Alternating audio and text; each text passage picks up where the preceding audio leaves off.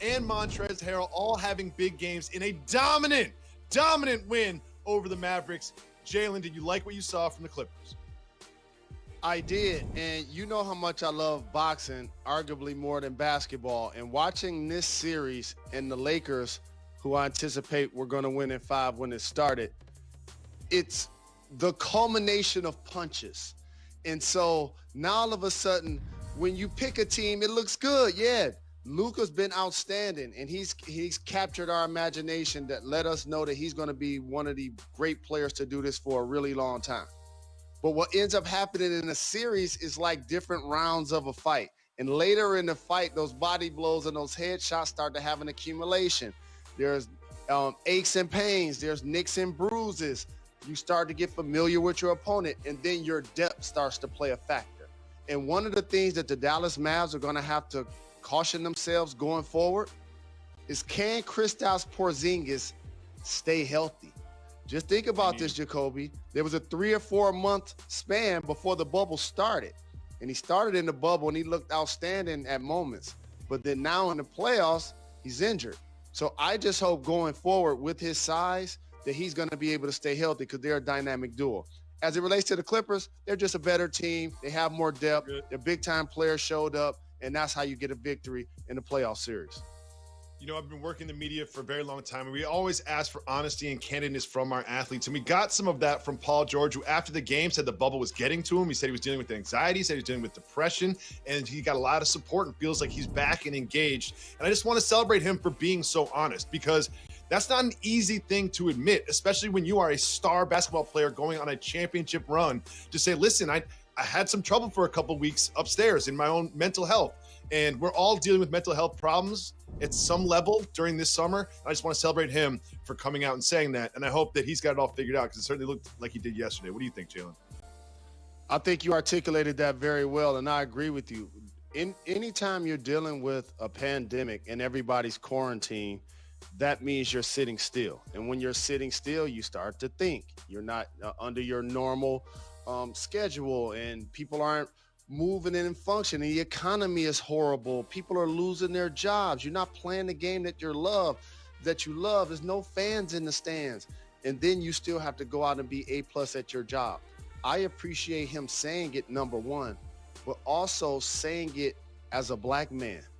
Because so many times that we're required to be so very strong and so very macho that can run through a brick wall and nothing phases us. And then all of a sudden you show a level of humility. And I appreciate him saying that into a microphone. Jalen, we need to lean on your NBA experience and you to take us behind the curtain.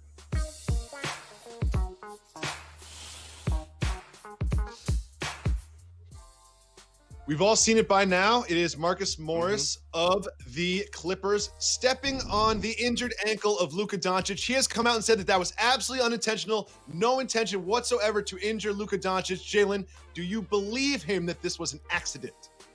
I'm not proud of this. I don't think it's cute or cool, but sometimes things happen when you're trying to win basketball games. If that was me, it would have been on purpose. When I watched it, I thought it was on purpose. He came out and said it wasn't on purpose. And you know those are my guys, the Morris twins. We got to get them on the show to talk about it. But this is what he does as a seasoned veteran, bring a level of physicality and to get under the other team's skin. The other best player on the Mavs is Porzingis. And do you remember earlier in the series when he got tangled up with somebody and then all of a sudden that led to Kristaps Porzingis? Getting ejected from the game, right? Getting ejected from the game. So as an OG, he's an irritant along with being productive.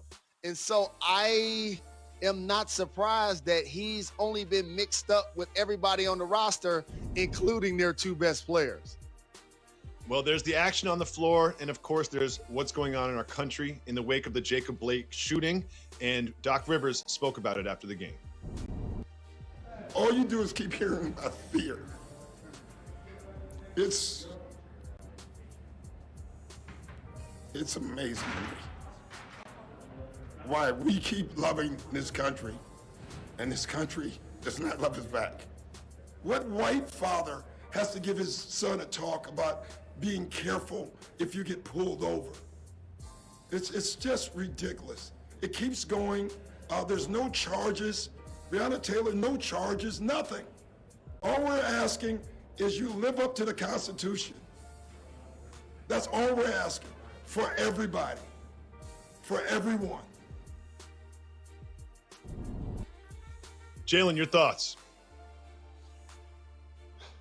So I know, like, when these conversations about humanity are had, there are going to be pockets of people in the privacy of their home or amongst their friends that look at one another and say, can we just talk about basketball? You know, I'm kind of, sick of hearing about the social justice that people of color keep talking about. And so here's what I want to do right now, Jacoby. I'll just introduce a word that we want to see: accountability.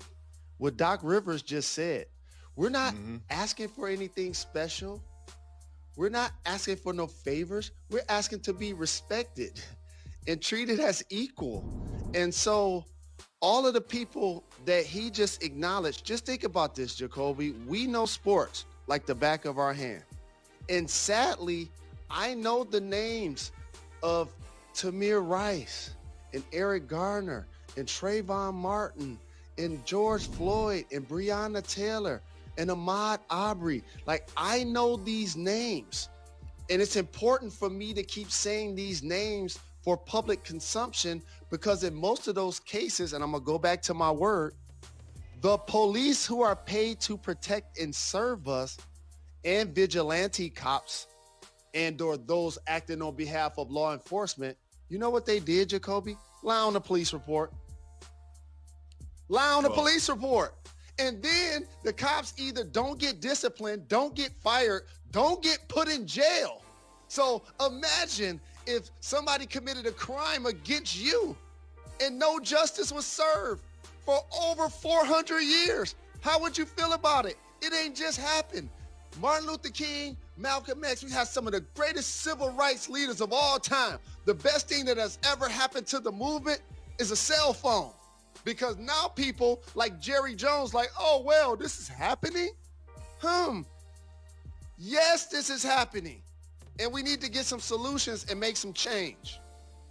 I think that the word accountability is really important in this discussion, because these police officers are acting as if there aren't consequences, because so often there aren't. They are so rarely charged. And when they're charged, they are so rarely convicted. And they so rarely serve any time for the murders or the assaults or the shootings that they do. And you see this happen just months after this sort of like racial reckoning in our country. You see this happen, the audacity of this police officer to shoot an unarmed person 7 times. It's almost as if that person understands and is acting as if there is no consequence. And those are the things that need to change. And also, Doc also mentioned this when he was discussing it yesterday, is the way that police officers are trained needs to be completely reformed as well. It's so tragic, and that it keeps happening in the way. And a quick point, my brother, well said. A quick point is that, you know how in sports sometimes when things happen in life and you like, you know what?